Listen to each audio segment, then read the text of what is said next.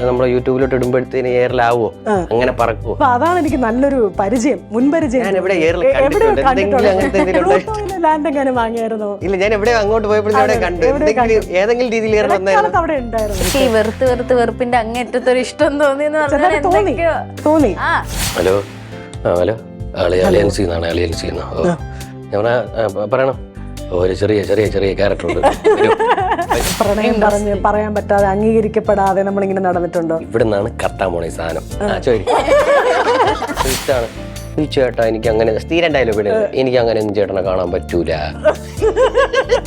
Camera അത് കാണാൻ പറ്റാതെ അല്ല, നമുക്ക് അങ്ങനെ എനിക്ക് അങ്ങനെ ഒന്നും അറിഞ്ഞൂടല്ലേ, നമ്മൾ കുറച്ച് ദിവസമില്ലേ ആയുള്ളൂ കണ്ടിട്ടൊക്കെ. നമ്മൾ അതിപ്പോ എന്തോന്നു ഇങ്ങനെയൊക്കെ തന്നെ നമുക്ക് പെട്ടെന്ന് കണ്ടു. എനിക്ക് തോന്നി ഓപ്പണായിട്ട് പറയണമല്ലോ എല്ലാ കാര്യം. ആൾക്കാർ വെളിയിൽ നിന്നൊക്കെ ഒന്ന് കാണുമ്പോൾ പറയും, ലല്ലുനെ നോക്കണ്ട കേട്ടോ, ജോലിയൊന്നുമില്ല, ഡാഡി പോലെ ആകും, ലല്ലുനെ നോക്കിയാ ഇതാവും, അമ്മയ്ക്ക് അത് ഇഷ്ടമല്ല. എല്ലാ പ്രിയപ്പെട്ടവർക്കും നമസ്കാരം. ഞാൻ RJ അഞ്ജലി. ഒരു പ്രോഗ്രാം സ്റ്റാർട്ട് ചെയ്ത് ഒരു 300 എപ്പിസോഡുകൾ പിന്നിടുന്നത് തന്നെ വലിയ കാര്യമാണ്. ഇപ്പോൾ നമ്മൾ 1300ാമത്തെ എപ്പിസോഡിലാണ് എത്തി നിൽക്കുന്നത്. കൗമുദി ചാനലിൻ്റെ എല്ലാ കാലത്തെയും സൂപ്പർ ഹിറ്റ് സിറ്റ്കോം അലിയൻസിൻ്റെ വിശേഷങ്ങളാണ് നമ്മൾ ഇന്ന് കേൾക്കുന്നത്, കാണുന്നത്. അതിനായി നമുക്കിപ്പം ജോയിൻ ചെയ്യുന്നു ലല്ലു, മുത്ത്. നമസ്കാരം. നമസ്കാരം. 1300 എപ്പിസോഡിന്റെ ജൈത്രയാത്രയാണ് നമ്മൾ നടത്തിക്കൊണ്ടിരിക്കുന്നത്. അപ്പോൾ ശരിക്കും പേര് അരുൺ ബെല്ലാൻഡ് എന്നാണ്. മണിനാട് മണി ലാൻഡ് നാട്. അങ്ങനെ നമ്മുടെ നാടിന്റെ പേര് വരെ നമ്മൾ കുറച്ചുകൂടെ ഒന്ന് നാടിനെയും കൂടെ ഓടിച്ചു എന്നുള്ളതാണ്. കാരണം ഇത് നമ്മളെന്തായാലും മുത്തിന്റെ വീടല്ലേ, ഇവിടെ ഒരു 4-5 പേരെ ഫേസ് ചെയ്ത് അവർക്ക് റിയാക്ഷൻ എക്സ്പ്രഷൻ കൊടുത്തതിന് ശേഷം മാത്രമേ എനിക്ക് ഇങ്ങനെ ഇരിക്കാൻ പറ്റും. ഇന്നൊരു ഇന്റർവ്യൂ ഉള്ളതുകൊണ്ടാണ് സത്യം പറഞ്ഞാൽ മനസമാധാനമായിട്ട് ഞാൻ ഇവിടെ വന്നിരിക്കുന്നത്. കസേരയിലൊക്കെ ഇരിക്കാൻ പറ്റുന്നത് അങ്ങനെയാണ് ഇവിടുത്തെ പോക്ക്. ഇപ്പൊ ശരിക്കും പറഞ്ഞാൽ അലിയൻസിലേക്ക് വരുന്നത് ഒരൊറ്റ എപ്പിസോഡിന് വേണ്ടിയിട്ടാണ്, ഒരു ദിവസത്തേക്ക്.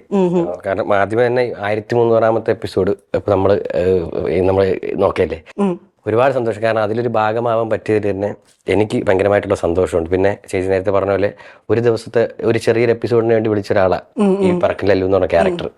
പറക്കും ലല്ലു പറക്കും ലല്ലു എനിക്ക് അറിഞ്ഞൂടെ, എനിക്ക് തോന്നുന്നു ഡയറക്ടർ ചിലപ്പോ ഈ സാധനം നമ്മളെ യൂട്യൂബിലോട്ട് ഇടുമ്പോഴത്തേന് എയറിലാവോ, അങ്ങനെ പറക്കുവോ? അതാണ് എനിക്ക് നല്ലൊരു പരിചയം, മുൻപരിചയം. ഞാൻ എവിടെ എയറിൽ കണ്ടിട്ടുണ്ട്, എന്തെങ്കിലും അങ്ങനത്തെ ലാൻഡ് എങ്ങനെ വാങ്ങിയായിരുന്നോ? ഇല്ല, ഞാൻ എവിടെ അങ്ങോട്ട് പോയപ്പോഴും അവിടെ കണ്ടു, ഏതെങ്കിലും രീതിയിൽ എയർ വന്നായിരുന്നു. അവിടെ ഉണ്ടായിരുന്നു. അപ്പൊ അങ്ങനെ പറക്കില്ലല്ലോ, ഒരു ദിവസത്തെ ക്യാരക്ടർ വേണ്ടി വന്നതാണ്. അപ്പോഴത്തേന് എന്തുകൊണ്ടാണെന്ന് പറഞ്ഞ അഭിനയം കണ്ടിട്ടാണോ അതോ ഇവിടെ കുറച്ച് ദിവസം പഠിച്ചിട്ട് പോയാൽ മതി അങ്ങനെയാണോ എന്നറിഞ്ഞൂടെ. ഇപ്പോഴും 1300ാമത്തെ ഇപ്പൊ ഈ ഒരു എപ്പിസോഡ് വരെ വരാൻ ഇടയ്ക്കിടയ്ക്ക് പറ്റി. അത് തന്നെ ഏറ്റവും വലിയ കാര്യം. അതിന് ഡയറക്ടറിനോടും ബാക്കിയുള്ള എല്ലാവരുടെ അടുത്തും, പ്രത്യേകിച്ച് മുത്ത് ഇവളുണ്ടെങ്കിൽ എനിക്ക് ഇവിടെ വരാൻ പറ്റില്ല. ഇടയ്ക്കിടയ്ക്കൊക്കെ ഇവിടുന്ന് മുങ്ങും. സാറേ വർക്കുണ്ടോ? ഇല്ലടാ മുത്തില്ലടാ. എക്സാം ആണോ മുത്തേ, വേറെ ഒരിടം പോവല്ലേ?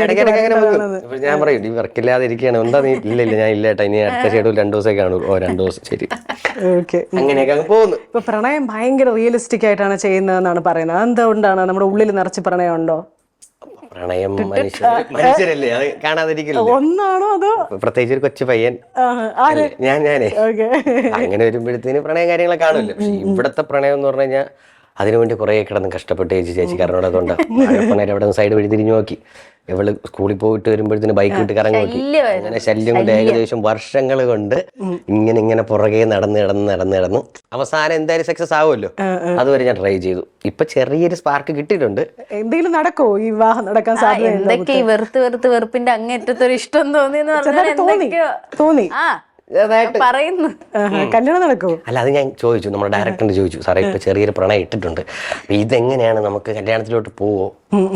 അവരൊരു 6 മാസം വരെയൊക്കെ ചിലപ്പോ ഇങ്ങനെ പോകൂടാ, ചിലപ്പോ അങ്ങനെയൊക്കെ പോവും.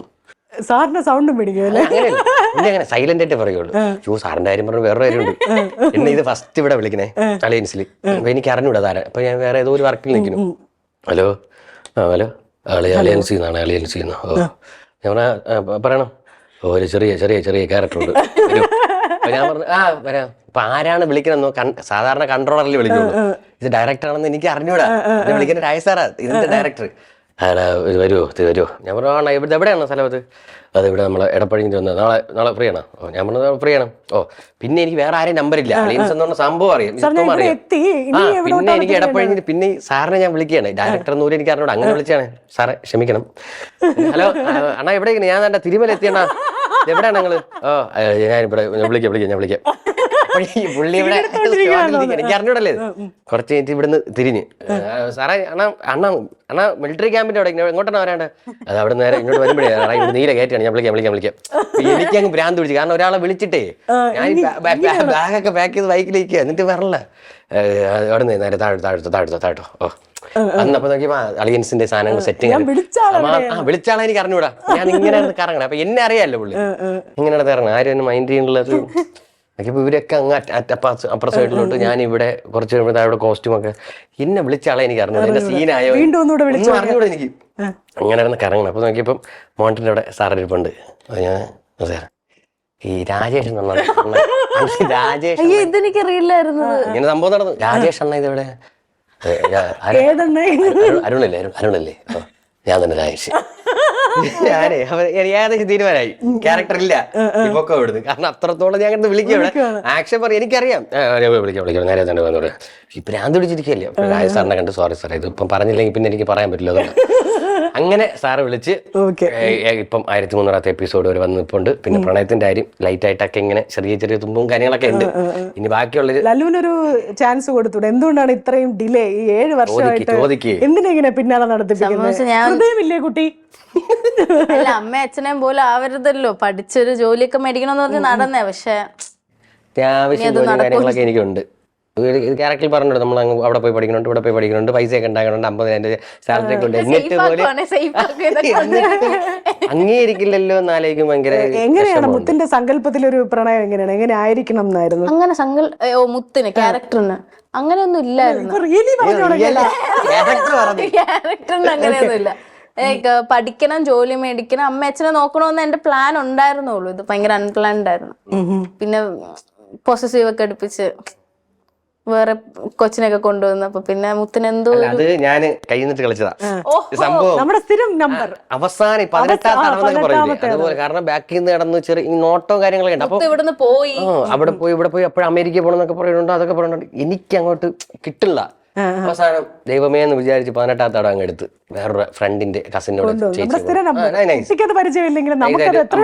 ബൈക്കിൽ അമ്പലത്തിൽ പെണ്ണ് പുറകിരുന്ന് നമ്മളിവിടെ വരുമ്പോ അതെന്തെന്ന് അറിയണമല്ലോ അത് വേറൊരു പെണ്ണിന്റെ ഒരു സൈക്കോളജി അങ്ങനെ നൈസായിട്ട് അമ്പലത്തിൽ വന്നു നമ്മൾ രണ്ടും കൂടെ ഒരുമിച്ച് ചെയ്ത പുള്ളിക്ക് അങ്ങോട്ട് പിടിച്ചില്ല നൈസായിട്ട് വന്നിട്ട് ഓക്കെ ഇനി ഇങ്ങനെ ഒന്നും കാണല്ലേ അവന് മനസ്സിലായല്ലേ പൊട്ടനാണ് അയാള് അതിന് കിട്ടിയ ഇപ്പഴങ്ങോട്ട് കിട്ടി ഉറപ്പൊന്നുമില്ല ഒരു ചെറിയ എന്തോരും അല്ലേ വീട്ടുകാർ ചിലപ്പോ വഴക്ക് പറഞ്ഞു കഴിഞ്ഞാൽ മാറാവുന്ന ഒരു നമ്മളെ കാര്യത്തിൽ വീട്ടുകാരല്ല അല്ല അത് യൂട്യൂബിൽ ഇടുമ്പോ കമന്റേഴ്സ് അവർക്ക് ഇഷ്ടപ്പെട്ട ശരിയാവും നമ്മുടെ ഒരു അമ്പലത്തിന്റെ എപ്പിസോഡ് നല്ല രീതിയിൽ ഈ എപ്പിസോഡ് അല്ലേ അത്യാവശ്യം നല്ല റെസ്പോൺസ് കിട്ടി എനിക്ക് അങ്ങനെ കിട്ടാത്ത അവിടെയാണ് ഒന്നില് ഞാരമ്പൈ ഇല്ലെങ്കിൽ കോഴി ഇങ്ങനത്തെ സാധനങ്ങളെ വരുള്ളൂ കാര്യം ഇപ്പം മുത്തെന്ന് പറഞ്ഞ ക്യാരക്ടറും എന്റെ റിയൽ ലൈഫും ഇപ്പൊ ഞാൻ പഠിക്കാൻ പോകുമ്പോഴൊക്കെ സെയിം തിങ് ആയിരിക്കും പറയുന്നത് അപ്പൊ എല്ലാവരും വിചാരം ഇത് രണ്ടും സെയിം ആണ് ഏകദേശം അപ്പൊ എന്റെ അടുത്ത് ആൾക്കാർ വെളിയിൽ നിന്നൊക്കെ ഒന്ന് കാണുമ്പോൾ പറയും ലല്ലുനെ നോക്കണ്ട കേട്ടോ ജോലിയൊന്നുമില്ല ഡാഡി പോലെ ആകും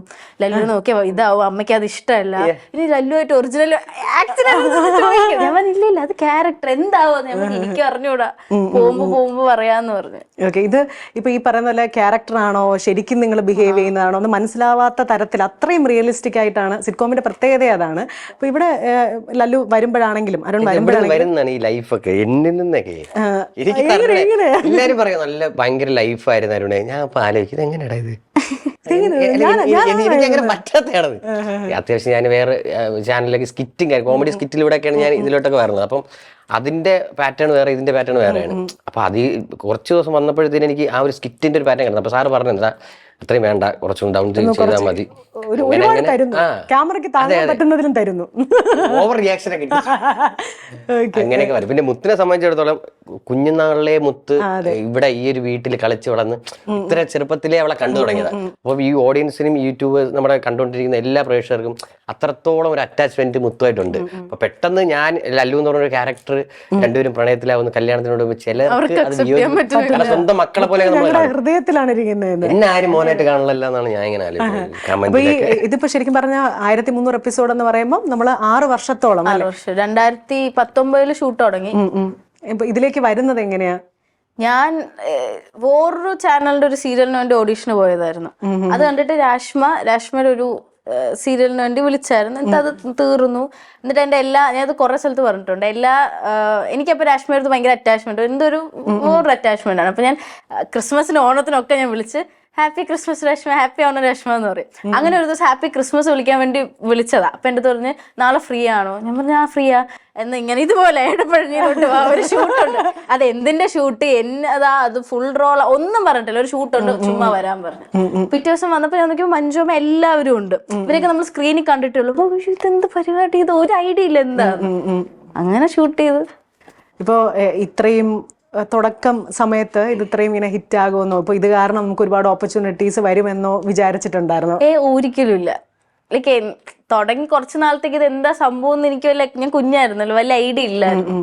പക്ഷെ ഭയങ്കര സന്തോഷം. ഇത്ര എപ്പിസോഡിലും ത്രൂ ഔട്ട് ഈ എല്ലാ വർഷവും ഇതിന്റെ ഒരു പാർട്ടാവാൻ പറ്റിയതിൽ ഭയങ്കര ഗ്രേറ്റ്ഫുൾ ആണ്. ലല്ലു ഈ ഇടയ്ക്ക് വന്നതാണ് സിറ്റ്കോമിലോട്ട്. അപ്പം തുടക്കത്തിൽ നിന്ന് നമ്മൾ ഒരു പുതിയ ആള് വരുന്ന സമയത്ത് എന്തെങ്കിലും അവരുടെ കയ്യിൽ നിന്ന് എന്തെങ്കിലും ഒരു ക്വാളിറ്റി നമ്മൾ എടുക്കാൻ നോക്കും. ഈ ആക്ടിങ്ങിലോ എന്തെങ്കിലും പുള്ളി റിയാക്ട് ചെയ്യുന്ന രീതിയോ അപ്പൊ അങ്ങനെ എന്തെങ്കിലും ശ്രദ്ധിച്ച ഒരു നമുക്ക് കിട്ടിയിട്ടില്ല, ടൈം അങ്ങനെ അങ്ങ് ശ്രദ്ധിക്കാൻ പറ്റിയിട്ടില്ല. എനിക്ക് ഇവിടെ ഉള്ള ബാക്കി എല്ലാവരെയും ഇത്രയും വർഷമായിട്ട് ഒരുപാട് കാര്യം പഠിക്കാൻ പറ്റും. അതിന്റെ എന്തെങ്കിലുമൊക്കെ കുറച്ചെങ്കിലും ഒക്കെയാണ് റിഫ്ലക്ട് ചെയ്യാൻ നോക്കുന്നത്. ബാക്കി എല്ലാവരും ഭയങ്കര സീനിയർ ആർട്ടിസ്റ്റുകളാണ് ഞാൻ കൂടെ അഭിനയിക്കുന്നത്. സോ അതിൽ ഭയങ്കര അപ്പൊ തിരിച്ച് ഞാൻ ചോദിക്കട്ടെ, അവിടെ നിന്ന് എന്താ കിട്ടിയിരിക്കുന്നത്? ഒരു സീനിൽ നിൽക്കുമ്പോ അല്ലെങ്കിൽ ഒരു സീൻ വായിക്കുമ്പോ? അതെ ഉറപ്പായിട്ടും ഞാൻ ഏതൊരു വർക്കിന് പോയാലും ബാക്കിയുള്ള ആർട്ടിസ്റ്റുകൾ ഞാൻ നോക്കും, ഭയങ്കരമായിട്ട് ഞാൻ എനിക്ക് നോക്കും ഇതൊക്കെ എങ്ങനെയാണ് സാധിക്കുന്നത്, അതെന്താ എൻ്റെ പണ്ടത്തെ അപ്പൊ ഞാൻ ഇവിടെ വന്നപ്പോഴത്തേക്കും മുത്തൊക്കെ ഭയങ്കര ലൈഫായിട്ട്, അതായത് നമുക്കറിയാലോ സ്ക്രിപ്റ്റ് എന്നിട്ട് ഓൺലൈൻ ഇങ്ങനെ വായിച്ച് വിടേ ഉള്ളൂ, ബാക്കിയെല്ലാം നമ്മുടെ കയ്യിൽ നിന്ന് നമ്മുടെ കറക്റ്റ് ലൈഫായിട്ട് നമ്മുടെ ഡയലോഗുകൾ പറഞ്ഞു പോണത്. ഞാൻ മുത്തിനല്ല എല്ലാവരും ശ്രദ്ധിക്കും. അതിൽ മുത്ത് ഏറ്റവും ചെറിയ കുട്ടി എന്നുള്ള രീതിയിൽ, എൻ്റെ പേരെന്നുള്ള രീതിയിൽ ഞാൻ ഭയങ്കര ലൈഫായിട്ട് കറക്റ്റ് ഒരു അമ്മയുടെ അടുത്ത് മകൾ എങ്ങനെ സംസാരിക്കുമോ ഞാനതൊക്കെ മാറിയെന്ന് ഞാൻ ഇങ്ങനെ ശ്രദ്ധിക്കും. ചേട്ടാ ഇതൊക്കെ ഇങ്ങനെയാടാ പറഞ്ഞത്, സത്യം പറഞ്ഞാൽ അങ്ങനെയല്ല, എന്നാ പക്ഷെ എങ്ങനെ അഭിനയിക്കുന്നത്, ഇതൊക്കെ നമ്മൾ നടക്കുന്നത് എത്രയും വർഷമായിട്ട് എന്നൊക്കെയുള്ളത് ആലോചിക്കും. അതൊക്കെ സത്യമുത്തിന് ഭയങ്കരമായിട്ട് ഞാൻ നോട്ട് ചെയ്തിട്ടുണ്ട്. അതുപോലെ എല്ലാവരും ബാക്കിയുള്ള സീനിയർ ആർട്ടിസ്റ്റ് ആണെങ്കിലും വന്നതിൽ തുടക്കത്തിൽ നിന്ന് വന്ന ഒരാളെന്ന രീതിയിൽ മുത്തിനെ ഒബ്സർവ് ചെയ്യാറുണ്ട്. നല്ല രസമായിട്ട് നമ്മുടെ ജീവിതത്തിൽ എപ്പോഴെങ്കിലും നമ്മൾ ഇതുപോലെ ആരുടെയെങ്കിലും പുറകെ നടന്നിട്ടുണ്ടോ? ഇങ്ങനെ പ്രണയം പറഞ്ഞ് പറയാൻ പറ്റാതെ അംഗീകരിക്കപ്പെടാതെ നമ്മളിങ്ങനെ നടന്നിട്ടുണ്ടോ? ഇവിടുന്നാണ് കർത്താൻ പോണ സാധനം. എങ്ങനെ ഇത്ര ഒരു എക്സ്പീരിയൻസ്ഡ് ഒരാളെ പോലെ ബിഹേവ് ചെയ്യുന്നത്? കാരണം എന്റെ ഈ ഒരു സൈസും ഈ ഒരു പ്രായവും എന്റെ ഒരു ആറ്റിറ്റ്യൂഡ് പറയാം. ഇതൊക്കെ കണ്ടിട്ട് ഒന്നുകിൽ ഞരമ്പൻ, ഇല്ലെങ്കിൽ പിടിച്ചുപറിക്കാരൻ, ഇല്ലെങ്കിൽ കാമുകൻ, ഇല്ലെങ്കിൽ ഞരമ്പ്, ഇല്ലെങ്കിൽ ഒരു കഞ്ചാവടിക്കാരൻ, ഇതൊക്കെ എനിക്ക് കിട്ടുള്ളൂ. ഒരിക്കലും ഒരു കല്യാണ ചെറുക്കൻ ഒരു നായകൻ എനിക്ക് കിട്ടൂല. ഇതുപോലെ എനിക്ക് കിട്ടിയിട്ടുള്ളൂ. പല ഷോർട്ട് ഫിലിം ആയാലും ബാക്കിയുള്ള കാര്യങ്ങൾ എനിക്ക് ഇതേ കിട്ടിയിട്ടുള്ളൂ. ഇതൊക്കെ വെച്ചിട്ടുള്ള അതെ എക്സ്പീരിയൻസ് വെച്ചിട്ട് ഇതൊക്കെ ഇങ്ങനെയാണ്. ഈ ഒരു സാധനങ്ങളൊക്കെ വരുമ്പോഴത്തേക്കും ഇങ്ങനെ ചെയ്താൽ മതി. സത്യം പറഞ്ഞാൽ ഇതൊക്കെ എനിക്ക് എളുപ്പമുള്ള പരിപാടിയാണ് ഈ കാര്യങ്ങളൊക്കെ, ഈ കോഴിത്തനവും ഈ ചെറിയ പ്രണയം. പിന്നെ പ്രണയങ്ങളുണ്ട്, പൊട്ടിയിട്ടുണ്ട്, മനുഷ്യരല്ലേ അത്. എത്ര ചോദ്യം വീട് അല്ലേ, രണ്ടെണ്ണമൊക്കെ നൈസായിട്ട്. ഇപ്പൊ പ്രൊപ്പോസൽ നടത്തിയിട്ടുണ്ടോ സീനില്, മീൻസ് സ്ക്രീനില്? എന്താ പറഞ്ഞത്? പ്രപ്പോസൽ ആയിട്ടില്ല. എങ്ങനെയാ പറഞ്ഞത്? പറഞ്ഞിട്ടില്ല, വ്യൂന്നൊന്നും പറഞ്ഞിട്ടില്ല, ഇഷ്ടമാണെന്ന് പറഞ്ഞിട്ടില്ല. പക്ഷെ അല്ലാത്ത ചെറിയ ചെറിയ ഹിന്ദികൾ, ചെറിയ കുപ്പികൾ വാങ്ങിച്ചു കൊടുക്കുക, ചെറിയ ഡയറി മിൽക്ക് കൊടുക്കുക, ഇങ്ങനത്തെ പരിപാടി. റിയൽ ലൈഫിൽ എങ്ങനെയായിരുന്നു ഞാനാണെങ്കിലേ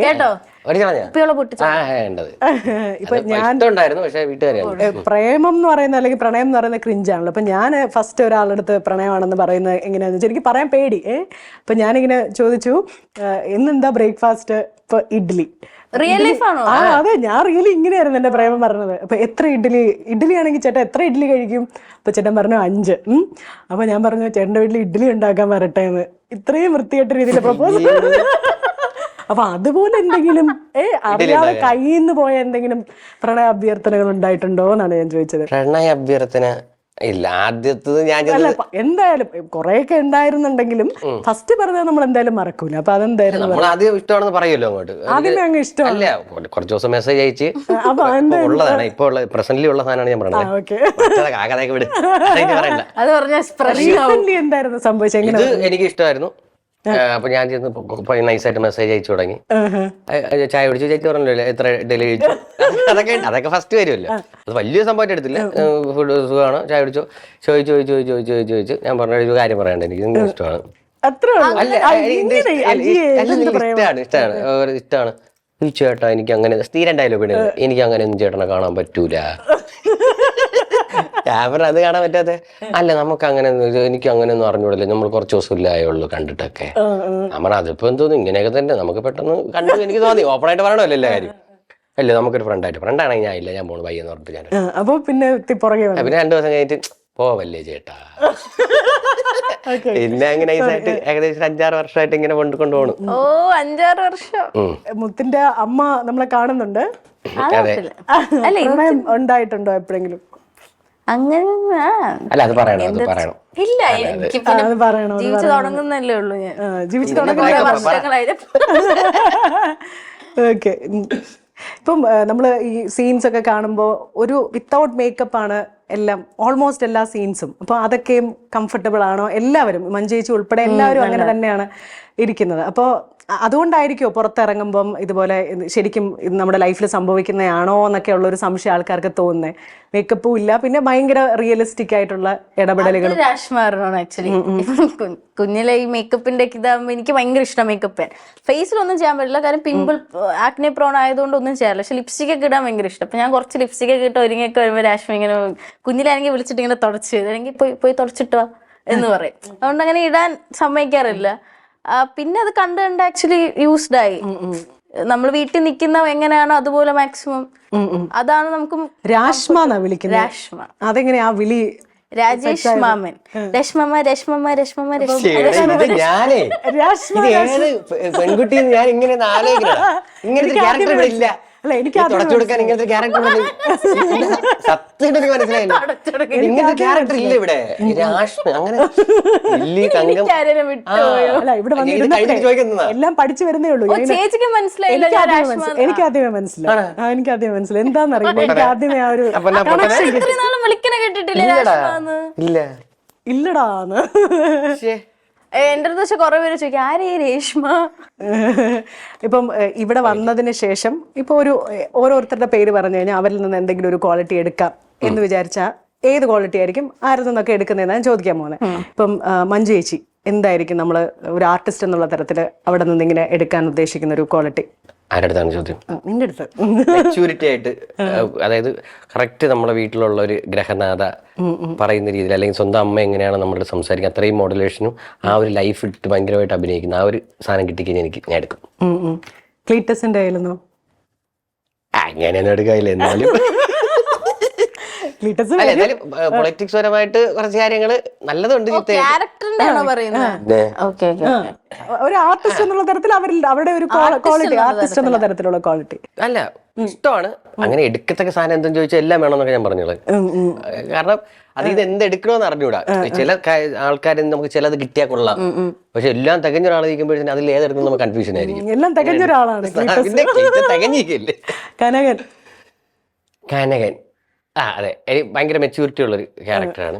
പിന്നെ നമ്മൾ വീട്ടിലുള്ള നമ്മളെ അച്ഛനെ കണ്ട് കഴിഞ്ഞാൽ എത്ര വയസ്സായാലും നമുക്കൊരു ചെറിയ പേടിയാണെന്ന് പറയില്ലേ, അതുപോലെയാണ് ഈ സെറ്റിൽ വരുമ്പോഴേക്കും കനകൻ ചേട്ടനെ കാണുമ്പോഴത്തേക്ക്, അല്ലെങ്കിൽ ഈ വീട്ടിൽ വരുമ്പോഴേ കനകൻ ചേട്ടൻ ഇങ്ങനെ ഒന്ന് നിൽക്കുമ്പോഴേക്കും ചെറിയൊരു പേടിയും ചെറിയൊരു ഭയവും. പുള്ളി പോലീസാണോ അതുകൊണ്ടാണോന്ന് അറിയത്തില്ല, എന്നാൽ പോലും പുള്ളി പോലീസ് ആണോന്ന് പോലും എനിക്ക് സംശയം തോന്നുന്നു. ചെറിയൊരു സൈലന്റ് കൊടുക്കും ഞാൻ. ആ ഒരു ആർട്ടിസ്റ്റിന്റെ ഒരു ഇതാ. മുത്തിനാണെങ്കിലോ ഇവരൊക്കെ എന്റെ ഫാമിലി, ഇവരൊന്നും ഒന്നും നമുക്കങ്ങനെ എടുക്കാൻ പറ്റുമോ അത്രേ ഉള്ളൊരു ഇതുണ്ടോന്ന് എനിക്കറിയില്ല. കാര്യം അത്രയും ടാലന്റഡ് ആയിട്ടുള്ള ആർട്ടിസ്റ്റുകളല്ലേ. ഇപ്പോൾ ഇതിൽ വന്നതിന് ശേഷം പുറത്ത് ഇപ്പോൾ എൻ്റെ അടുത്ത് റിയാസിക്ക മുമ്പ് ഒരു മൂവിയിൽ നമ്മൾ ഒരുമിച്ച് അഭിനയിച്ച സമയത്ത് പറഞ്ഞിട്ടുണ്ട്, കേക്കൊക്കെ കൊണ്ടുവന്ന് വരെ ആൾക്കാർ കോവിഡ് ടൈമിലൊക്കെ ഇവിടെ വന്ന് കട്ട് ചെയ്യുകയും അങ്ങനെ പരസ്പരം അത്രയും ഒരു ഓഡിയൻസിൻ്റെ ഒരു റെസ്പോൺസ് കിട്ടിയിട്ടുണ്ട് എന്നുള്ളത്. അപ്പം മോൾക്ക് ഇതുവരെയും മനസ്സിൽ നിന്ന് പോവാത്ത തരത്തിലുള്ള ഒരു റെസ്പോൺസ് ഓഡിയൻസിൻ്റെ ഭാഗത്തുനിന്ന് എന്താ ഉണ്ടായിട്ടുള്ളത്? നേരിട്ട് കാണുമ്പം ഇങ്ങനെ അവിടെ നിന്ന് ഇങ്ങനെ കൈയൊക്കെ കാണും. ഇപ്പം ഞാൻ തിരിച്ച് കൈയാണ്. അപ്പം എൻ്റെ മൈൻഡിലില്ല ഞാൻ ഈ അതൊന്നും ഇല്ല. അടുത്ത് വന്നിട്ട് മുത്തല്ലേ ഞാൻ അതെ അളിയൻസ് കാണും, ലൈക്ക് നമ്മുടെ വീട്ടിലെ കുട്ടിയെ പോലെ. അതുകൊണ്ട് പെട്ടെന്ന് അറിയാതെ കാണുമ്പോ തന്നെ അയ്യോ എന്റെ വീട്ടിലെ കുട്ടി എന്ന് പറഞ്ഞ കൈ കാണിക്കണം, അങ്ങനെയൊക്കെ പറയുമ്പോൾ ഭയങ്കര സന്തോഷമാണ്. അതുപോലെ റീസെന്റ് ഒരു ഇൻസിഡന്റ് ഉണ്ടായി. ഞാനും മഞ്ജു അമ്മയും തെങ്കാശി പോയിട്ട് തിരിച്ചു വരാം. അപ്പം നമ്മൾ ഷൂട്ടില്ലാത്തപ്പോഴൊക്കെ ട്രാവലൊക്കെ ചെയ്യും. അപ്പം നമ്മൾ ട്രെയിനിലാണ്. അപ്പം ഞാൻ മഞ്ജുവും ഇറങ്ങി ഇവിടെ എത്തിയിട്ട് മഞ്ജുവും ഇറങ്ങാൻ പോകുന്നു, ഞാൻ ബാക്കിലുണ്ട്. അപ്പോൾ പെട്ടെന്ന് അപ്പർ സീറ്റിൽ ഒരു ആൻറ്റി കിടപ്പുണ്ട്, ഫോൺ കാണുന്നുണ്ട്. അപ്പം എൻ്റെ അടുത്ത് മഞ്ജുമ്മ ഇത് നിന്റെ സൗണ്ട് എവിടെയോ എന്ന് പറഞ്ഞു. ഞാൻ കേട്ടില്ല. അപ്പൊ ഞാൻ ഉണ്ടെന്ന് പറഞ്ഞപ്പോൾ തിരിഞ്ഞു നോക്കിയപ്പം ഈ ആൻറ്റി അലയൻസ് കണ്ടോണ്ടിരിക്കുകയാണ്, പക്ഷെ നമ്മളെ കണ്ടില്ല. അപ്പൊ ലൈക്ക് നോക്ക് ഇതാ ലില്ലിയുടെ സൗണ്ട് നമ്മുടെ എപ്പിസോഡാ കാണുന്നതെന്ന് പറഞ്ഞു. അപ്പൊ ഞാൻ ആൻറ്റി ഇങ്ങനെ വിളിച്ചപ്പോഴത്തേക്കും ആൻറ്റി അത് ഇങ്ങനെ നോക്കുക, എന്താടാ അയ്യോ പക്ഷെ അപ്പോഴത്തേക്കും ട്രെയിൻ എടുത്തു, നമുക്കൊന്നും മിണ്ടാൻ പറ്റില്ല. ഡോറ് തുറന്ന് നമ്മള് വെളി ഇറങ്ങിപ്പോയി. അത് പക്ഷെ ഭയങ്കര രസമുള്ള സിനാരിയോ ആയിരുന്നു. കാര്യം ആളൊട്ടും എക്സ്പെക്ട് ചെയ്തില്ല നമ്മൾ അവിടെ കാണാൻ. ഭയങ്കര സന്തോഷമാണ്, ഭയങ്കര സന്തോഷം. എനിക്ക് ടൂ വീലർ ഹെൽമെറ്റിലൊന്നും ഇല്ലാതെ പോയത് ബൈക്ക് പോലീസ് നൈസായിട്ട് കൈ കാണിച്ച് നിർത്തി. SI അവിടെ നിന്ന് എഴുതിക്കൊണ്ടിരിക്കുക തൊട്ടടുത്ത് പോയിട്ട് എവിടെ സാറേ എവിടെ പോണം?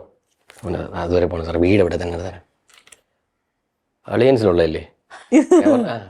പിന്നെ ചെറിയൊരു ആശ്വാസം, ലല്ലു അല്ലേ മൊബൈൽ എടുത്തിട്ടേ എന്റെ കൊച്ച് 10ാം ക്ലാസ്സിൽ പരീക്ഷ ചെയ്താൽ ഭയങ്കര ഇഷ്ടമാണ് ലല്ലു, ഒരു വീഡിയോ അയച്ചു കൊടുക്കുമോ? ആൾക്കാരൊക്കെ നോക്കിയത്. അപ്പൊ ഞാൻ എടുത്തിട്ട് ഹായ് നമസ്കാരം, പേരും പറഞ്ഞത് ലക്ഷ്മി ലക്ഷ്മി. അപ്പൊ SSLC പരീക്ഷയൊക്കെ നല്ലോണം എഴുതുക, അത് കഴിഞ്ഞിട്ട് നമുക്ക് അലയൻസ് കാണാം. ഫുൾ ടൈം കാണുന്ന ആളാ, ഒരു എപ്പിസോഡ് പോലും വിടാതെ കാണുന്ന ഒരു കൊച്ചാ. അപ്പൊ എന്റെ അടുത്തൊരു വീഡിയോ അയച്ചു ഞാൻ പറഞ്ഞിട്ട് ഒരു വീഡിയോ അയച്ചു കൊടുക്കുമോ സാറേ? 200 രൂപ എല്ലാം കഴിഞ്ഞിട്ട്. കാരണം അവര് ജോലി ചെയ്യുന്ന പറയില്ലേ 200 അതുവരെ പോകണം സാർ. ഇല്ല 200 അയച്ചിട്ട് പോയി. അത് അങ്ങനത്തെ ഒരു ഭയങ്കര സംഭവം കിട്ടിയിട്ടുണ്ട്. പിന്നെ ഞാൻ ഏകദേശം ഒരു 8 വർഷത്തോളം ഈ കലാഫീൽഡിൽ ഉണ്ടെങ്കിലും കുറച്ച് എപ്പിസോഡിൽ മാത്രമേ ഞാൻ വന്നിട്ടുള്ളൂ. സത്യം, അത് ഭയങ്കര കാര്യമാണ്. ഇപ്പോഴും പല സ്ഥലങ്ങളിലും പോയിട്ട് പ്രസന്റ്ലി ചെയ്തുകൊണ്ടിരിക്കുന്ന വേറെ ഷോ ആണെങ്കിൽ പോലും അലയൻസിലെ ലല്ലു അല്ലേ ചോദിക്കുമ്പോഴത്തേക്കും കിട്ടുന്ന ഒരു ഇമ്പാക്റ്റും ആ ഒരു ഇത് ഭയങ്കര പവറാണ്. അത് ഈ വീഡിയോയുടെ കാര്യം പറഞ്ഞുകൊണ്ടാണ്. അപ്പൊ അങ്ങനെ നമ്മളെ ഈ ബുദ്ധിമുട്ടിക്കുന്ന തരത്തില് വിഷസ് വീഡിയോ ഒക്കെ നിങ്ങൾക്ക് വരാറുണ്ടോ? ഒരു വിഷ് എടുത്തേക്കോ? അപ്പൊ നിങ്ങൾ എന്താ പറയണേ? വിഷസ് വീഡിയോ ഒക്കെ ചാർജ് ചെയ്ത് തുടങ്ങി? ഇപ്പൊ ശീലമായി ഈ സാധനം. കൊറേ തൃക്കാക്കര ഭൗതിക ക്ഷേത്രത്തില് മറ്റാണ്ട് പറഞ്ഞ മഹോത്സവം ഇങ്ങനെ ഒരു സാധനം ഇട്ട് തരുവേ. ഞാൻ പറയാം, ആദ്യം അമ്പലത്തിന്റെ പേര് വെക്കും, എന്തൊരു പരിപാടി ശരി 3 വാക്കിൽ നിർത്തും. Thank you. വരാറുണ്ടോ? എനിക്ക് ആക്ച്വലി നാക്ക് കുറച്ച് പ്രശ്നമുണ്ട്. അപ്പൊ ഇങ്ങനെയൊക്കെ വരുമ്പോ അത് പറയാൻ കുറച്ച് പാടല്ലാതെ. ഇപ്പോൾ ഈ അലയൻസിന് വന്നതിന് ശേഷം ഇപ്പോൾ നമ്മുടെ ഈ ബാക്കി കാര്യങ്ങളെ കാണുന്ന തരത്തിൽ അല്ലെങ്കിൽ ഒബ്സർവേഷൻ സ്കില്ല് കുറച്ച് ഇമ്പ്രൂവ് ആയിട്ടുണ്ടെന്ന് തോന്നിയിട്ടുണ്ടോ? ഇപ്പോൾ ബാക്കിയുള്ളവരെ നമ്മൾ നോക്കുന്ന രീതി, പുറത്തൊരാളെ കണ്ടു കഴിഞ്ഞു കഴിഞ്ഞാൽ അവരുടെ ഒരു മാനറിസം അങ്ങനെയൊക്കെ നമ്മൾ ശ്രദ്ധിക്കാറുണ്ടോ? അല്ല, എനിക്കിപ്പോ എന്റെ ക്യാരക്ടർ ഇപ്പൊ നമ്മൾ ഓരോ ക്യാരക്ടർ എടുക്കുമ്പോൾ ആ ക്യാരക്ടർ കിട്ടാൻ വേണ്ടി നമ്മൾ പലരും ഒബ്സർവ് ചെയ്യണമെന്ന് പറഞ്ഞ് കേട്ടിട്ടുണ്ട്. എന്റെ ക്യാരക്ടർ ഇങ്ങനെ വേറെ ആരും നോക്കേണ്ട ആവശ്യമില്ല, എനിക്ക് എന്റെ കണ്ണാടി നോക്കിയാൽ മതി. കാരണം ഞാനാണിത്, കാമുകനും കോഴിയും കറക്റ്റ് എല്ലാം കൂടെ എന്റെ ഉണ്ടല്ലോ. പിന്നെ ആരെയും നമ്മൾ അങ്ങനെ പഠിക്കേണ്ട ആവശ്യമില്ല. എനിക്കത് അലയൻസിലേം കാട്ടിയും രാഷ്മ ആക്ച്വലി ലൈക്ക് രാഷ്മ ഇങ്ങനെ എവിടെയെങ്കിലും ഇങ്ങനെ ഇരിക്കും. അപ്പൊ നമ്മൾ വിചാരിക്കും ഒന്നും ശ്രദ്ധിക്കുന്നില്ല എന്ന്. പക്ഷെ ചുറ്റുമുള്ള ഏറ്റവും നമ്മൾ പോലും ശ്രദ്ധിക്കാത്ത എല്ലാ കാര്യവും രാഷ്മ ശ്രദ്ധിക്കുന്നുണ്ട്. ഇപ്പൊ ഇങ്ങനെ രാഷ്മ പറയുമ്പോൾ രാഷ്മ ശ്രദ്ധിച്ചു, പക്ഷെ ഇവര് ചുമ്മാരില്ല ഞാൻ ഇതെല്ലാം ശ്രദ്ധിക്കും. അപ്പൊ എനിക്കത് ഭയങ്കര ഫാസിനേറ്റിംഗ് ആയിട്ട് തോന്നി. അതിനുശേഷം ഞാൻ ഇങ്ങനെ എല്ലാവരും ഇപ്പൊ വഴി പോവും, ഞാൻ ബസ്സിലൊക്കെ ഇരിക്കുമ്പോൾ ആൾക്കാർ ഇങ്ങനെ നോക്കുക, ലൈക്ക് അവർ എക്സ്പ്രഷൻസാ നോക്കുന്നത്. പക്ഷെ എന്റെ മുഖം കണ്ട് ഇങ്ങനെ ഇരിക്കും. പക്ഷെ എനിക്ക് ഭയങ്കര ഇഷ്ടമാണ് ആൾക്കാർ ഒബ്സർവ് ചെയ്യാൻ. എനിക്ക് ചമ്മലുണ്ട് കേട്ടോ, നമ്മളെ ഒരാൾ തിരിച്ചറിഞ്ഞു കഴിഞ്ഞാലേ പിന്നെ അവരുടെ മുഖത്തൊക്കെ ചമ്മല എനിക്ക്. പക്ഷെ തിരിച്ചറിഞ്ഞെങ്കിൽ പിന്നെ ഞാൻ നോക്കൂല, പിന്നെ ഇങ്ങനെ ഇരിക്കും നൈസായിട്ട്. എനിക്ക് അവര് നമ്മളെ തന്നെ എവിടെയോ ഉണ്ടെന്നുള്ള രീതിയിൽ ഇങ്ങനെ ഇരിക്കും, എവിടെയോ കണ്ടതുപോലെ. പിന്നെ എനിക്ക് ഭയങ്കര ചമ്മലാണ്. ഈ നമ്മുടെ സോഷ്യൽ മീഡിയ പേജിൽ ഒത്തിരിയും കമന്റ്സ് ഒക്കെ വരാറുണ്ടല്ലോ, ഇതൊക്കെ വായിക്കാറുണ്ടോ? ഏതെങ്കിലും തരത്തിൽ നമ്മളെ നെഗറ്റീവ് കമന്റ്സ് ബാധിച്ചിട്ടുണ്ടോ?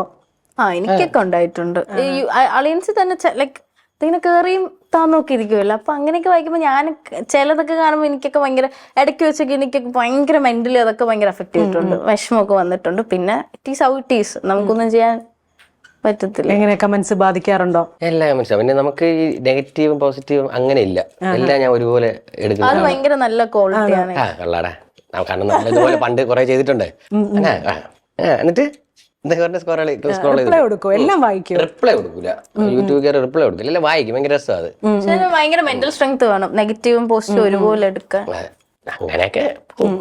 പിന്നെ അത് കാരണം അങ്ങനെ എന്തെങ്കിലും മാറ്റങ്ങൾ വരുത്തിയിട്ടുണ്ടോ? ഈ ക്രിറ്റിസിസംസിന് എങ്ങനെയാ എടുക്കണേ, മാറ്റുവോ?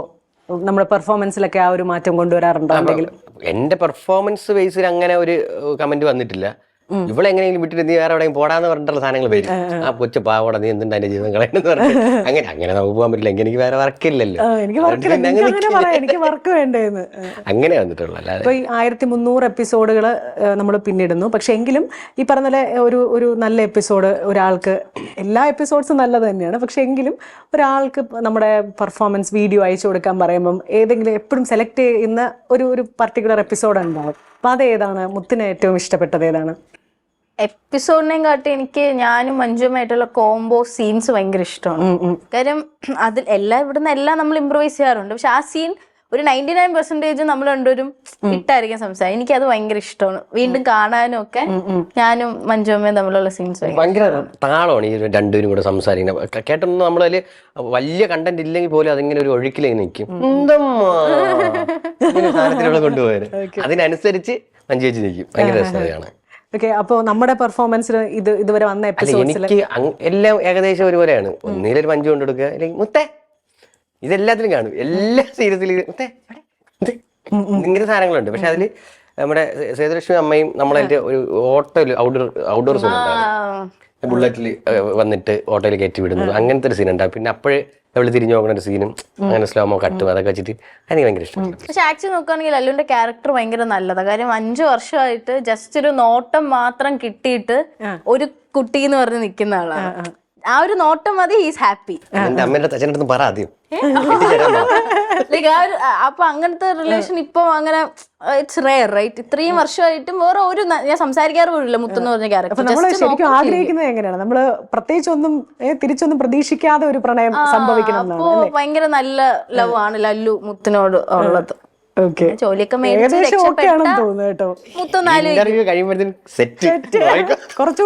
ഞാൻ കാര്യമില്ലല്ലോ, തങ്കോൽ ക്ലീറ്റോ പ്രേമത്തിന്റെ വില അവർക്ക് അറിയത്തില്ല, പഠിപ്പിച്ചു കൊടുക്കാം. പിന്നെ എന്റെ അമ്മയാണ് ചേച്ചി. ലലുവിനെ കേട്ടുകഴിഞ്ഞാൽ എന്റെ അമ്മ നാത്തൂനാവും. ഒറിജിനൽ അമ്മയാണ് ചേച്ചി. റൊമാൻറ്റിക് സീനൊക്കെ അഭിനയിച്ചോണ്ടിരിക്കുമ്പോഴേ സീനിലില്ലെങ്കിൽ ഇങ്ങനെ നിൽക്കും. അമ്മയ്ക്ക് ഇഷ്ടമാണ്. അമ്മയ്ക്ക് അങ്ങോട്ട് മുത്ത കുറച്ചുകൂടെ അടുത്തില്ല, അങ്ങനെ പാവം റിയൽ ലൈഫിൽ അങ്ങനെയൊന്നുമില്ല.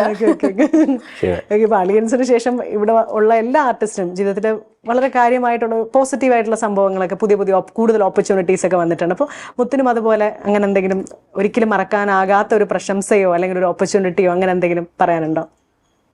പ്രശംസ ആക്ച്വലി ഒരെണ്ണം ഉണ്ട് ആക്ച്വലി. ഞാൻ മറന്നുപോയി. അല്ലല്ല, അതെനിക്ക് ഭയങ്കര ഹാപ്പിനെസ് കിട്ടുമായിരുന്നു. അത് പക്ഷെ എനിക്ക് ക്ലീറ്ററാടി ഒരു സിനിമയിൽ അഭിനയിക്കാൻ വേണ്ടി പോയി. മോഹൻലാൽ ഉണ്ടായിരുന്ന സിനിമയാണത്. ഓക്കെ, അപ്പൊ ഇങ്ങനെ അഭിനയിക്കാൻ പോയപ്പം അലയൻസ് കാണും, മോഹൻലാൽ സാർ അലയൻസ് കാണും. അത് കേട്ടപ്പോൾ തന്നെ ഭയങ്കര സന്തോഷം. പക്ഷെ മോഹൻലാൽ സാർ ക്ലീറ്ററാടി അടുത്ത് പറഞ്ഞു എന്ന് അതിലെ മഞ്ജുമ്മ പിന്നെ മോളായിട്ട് അഭിനയിക്കണേ നല്ല രസമുണ്ട് അങ്ങനെ പറഞ്ഞു. എന്റെ പൊന്നെ, അത് സത്യം ഞാൻ അന്നത്തെ ദിവസം എനിക്ക് അപ്പൊ എക്സ്പ്രഷൻ എനിക്ക് അന്നത്തെ ദിവസം ഉറക്കമില്ലായിരുന്നു. ഭയങ്കര ഹാപ്പിനെസ് ആയിരുന്നു. ജസ്റ്റ് അങ്ങനെ പറഞ്ഞല്ലോ, എനിക്ക് ഭയങ്കര ഹാപ്പിനെസ്. അത് ഞാൻ മറക്കേയില്ല. അതിനപ്പുറം അങ്ങനെയൊന്നുമില്ല. കാരണം വർക്കുകളല്ലാണ്ട് നമ്മൾ ചെയ്യുന്നുണ്ട്. എവിടെ പോയാലും ഇങ്ങനെയൊക്കെ ഉള്ളത് വരും. അംഗീകാരം എന്ന് പറഞ്ഞാൽ അങ്ങനെയില്ല. ഓരോരുത്തർ ഇതുപോലെ വിളിക്കുക, ആദരവും കാര്യങ്ങളൊക്കെ ഉണ്ട്. വഴിനീള ആദരവാണ്. ഓക്കെ, ഇപ്പൊ നമ്മള് ഈ പറഞ്ഞ പോലെ എപ്പിസോഡ് ഉണ്ടോ നീ ഉണ്ടോ എന്ന് വിളിച്ചു ചോദിക്കും എന്ന് പറഞ്ഞില്ലേ, ഇപ്രാവശ്യം ഷെഡ്യൂളിൽ എത്ര ഡേറ്റ് ഉണ്ട് എന്നുള്ള തിരക്കും. അപ്പൊ അതില്ലാത്ത സമയത്ത് നമ്മൾ എങ്ങനെയാ അത് ബാലൻസ് ചെയ്യുന്ന, വർക്കും നമ്മുടെ ലൈഫും? അങ്ങനെ അല്ലാതെ വേറെ അത്യാവശ്യം സ്റ്റേജ് ഷോയും കാര്യങ്ങളൊക്കെ ഉണ്ട്. ഇപ്പൊ സീസൺ ആയതുകൊണ്ട് അതിന്റെ ഒരു പച്ച പിടിച്ച് അതിൽ നേരത്തെ പോണം. വൈകിട്ട് സ്റ്റേജ് ഷോ ആണ് എന്തായാലും. ഓട്ടം അങ്ങനെയൊക്കെയാണ്. മിമിക്രി ചെയ്യോ? ഇല്ല. പിന്നെ എന്ത് ചെയ്യും? ഞാൻ എന്തും ചെയ്യും എന്നാണല്ലോ പറഞ്ഞത് നേരത്തെ. വേണ്ടി എന്ത് ചെയ്യും? അല്ല, സ്കിറ്റും കാര്യങ്ങളൊക്കെയാണ് ഇപ്പം. പണ്ട് നേരത്തെ ചെയ്തോണ്ടിരുന്നു, ഇപ്പൊ അതൊക്കെ നിർത്തി. ഫീൽഡിലോട്ട് കയറണമെങ്കിൽ എന്തെങ്കിലും ചെറിയ പൊടിക്കുകയാണ്, അതൊക്കെ എടുത്ത് വെച്ചിട്ട് ഇപ്പൊ സ്കിറ്റിലോട്ട് മാറി. അങ്ങനെ പ്രോഗ്രാം ഉണ്ട്. പിന്നെ ഇതുപോലെ എന്തെങ്കിലും ഷോർട്ട് ഫിലിമോ എന്തെങ്കിലുമൊക്കെ വരും. ദൈവം എന്തെങ്കിലും കൊണ്ട് ഇടും. കറക്കി ഒരു മാസം. ഈ പറയുന്ന പോലെ പ്രപ്പോസ് ചെയ്യാൻ ഇപ്പൊ ഞാനൊരു അവസരം തരാണേ, ഒന്ന് കൺവിൻസ് ചെയ്യോ? പ്രണയം സമ്മതിച്ചു കഴിഞ്ഞു കഴിഞ്ഞാൽ എന്തൊക്കെ ഞാൻ എങ്ങനെ നോക്കും എന്നൊന്ന് പറയൂ പ്ലീസ്. ഒന്നും അങ്ങനെ ഒരു പ്ലാനേ ഇല്ലേ? അങ്ങനത്തെ ഒരു പരിപാടി എനിക്ക് പറ്റൂല. എന്നാലും ക്രിഞ്ചായി. ഇത് ചുമ്മാ അല്ലേ ഇത് വർക്കൗട്ട് ആവാത്ത കേട്ടോ, ഇങ്ങനെ തെന്നി തെന്നി അല്ല അങ്ങനെയല്ല, അത് നമുക്ക് ഭാവിയെ കുറിച്ചൊരു പ്ലാനിങ് വേണ്ടേ? അങ്ങനെയല്ല. പൊന്നുപോലെ നോക്കും മക്കളെ. എങ്ങനെയായാലും പട്ടിണി നടത്തൂല. പൊന്നുപോലെ നോക്കും. നീ വരണമെങ്കിൽ വാ, തൊട്ട് താഴത്തുന്ന വീട്. നിനക്ക് എപ്പോ വേണം നിങ്ങൾക്ക് ഇവിടെ ഒന്ന് കാണാം. ഇച്ചിരി അവൻ നടക്കണ ദൂരേ ഉള്ളൂ നിനക്ക്. ഓക്കെ, എന്ത് പറയും? ആലോചിക്കാം. ലല്ലുവിനോട് പറയൂ, പ്രതീക്ഷയുടെ ചെറിയ നാമ്പുകൾ കൊടുക്കും. അത് നോക്കുമ്പോ മറ്റേ തിരിഞ്ഞു നോക്കും, പ്രതീക്ഷ അങ്ങനെ കൊടുക്കാറ്. ഇപ്പോ ഇങ്ങനെ ഭയങ്കര പോപ്പുലർ ആയിട്ട് ഓടുന്ന ഒരു റീലുണ്ട്, അവൾക്ക് ബന്ധം വിടർത്തണം എന്ന് പറഞ്ഞിട്ടൊരു സാധനം കണ്ടായിരുന്നു. അതായത് ബന്ധം വേർപിരിയണം, അതിന് ഒരു റീൽ ഇപ്പൊ ഭയങ്കര വൈറലാ. പക്ഷെ ഈ വാക്കാ പറയണേന്ന്. അപ്പൊ ഈ ബന്ധം നമുക്ക് ഒന്ന് സ്ട്രെങ്തൻ ചെയ്യണം. അപ്പൊ അതിന് വേണ്ടിയിട്ട് തിരിച്ചു പറയൂ, ഇവിടെ പറയൂ. നിങ്ങൾ ആ റീല് കണ്ടിട്ടില്ല അല്ലേ? വായിച്ചോളാം. ഒന്നും പറഞ്ഞില്ല. ഓക്കെ, ശരി. ഓക്കെ, പറഞ്ഞോ. ഒന്ന് ഒരു പ്രതീക്ഷ കൊടുക്കൂ, എന്തെങ്കിലും തരത്തില് അപ്രോച്ചിൽ എന്തെങ്കിലും മാറ്റം വരുത്തണോ, അങ്ങനെ എന്തെങ്കിലും പറയൂ. വർഷങ്ങളായിട്ട് മുത്തിന്റെ പുറകെ ഞാനിപ്പം പട്ടിയെ പോലെ പുറകെ നടപ്പുണ്ട്. ഈ ചെറിയ സ്പാർക്കും കാര്യങ്ങളും തരുന്നല്ലാതെ നീ ഒരിക്കലും പിടി തരുന്നില്ല. പറ, ഇന്നല്ലെങ്കിൽ നാളെ എനിക്ക് ഇതിന്റെ ഒരു മറുപടി അറിഞ്ഞേ പറ്റുള്ളൂ. ഞാൻ രാഷ്ട്രീയത്തെ ചോദിച്ചിട്ട് പറഞ്ഞോ? ഡയലോഗ്